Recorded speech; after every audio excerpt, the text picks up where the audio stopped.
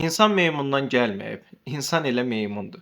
Belə ki, bioloji təsnifatda insan böyük meymunlar ailəsinə aiddir. Buna ingiliscədə Great Apes, elmi təsnifatda isə Hominidae deyirlər. Bura bizdən başqa şimpanzelər, gibbonlar, qorillalar və oranqutanlar da daxildir. Bu təsnifatın belə verilmə səbəbi oxşarlıqların olmasıdır. Məsələn, başlayaq genetik oxşarlıqdan. Belə ki, şimpanze ilə bizim genomumuzda 98% genetik oxşarlıq vardır. Bundan başqa bəzi virus xəstəliklərinə qarşı həssasıq. Daha sonra şimpanze, qoril və insanda demək olar ki, mutasiya sürəti eyni tezlikdədir. Bundan sonra biz anatomik və morfoloji oxşarlıqlar da deyə bilərik. Məsələn, opposable adlandırdığımız barmaq, baş barmağın önə çıxması bu növlərin hamısında özünü göstərir ki, əmək alətindən istifadə etməkdə də bu kömək edir.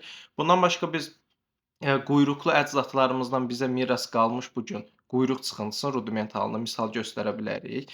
Daha sonra böyük kəllə, böyük bədən quruluşun primatlar daxilində deyə bilərik ki, quyruqsuz meymunlar və insanlarda özünü göstərir ki, ən böyük də insanlardadır 1400 sm kubu.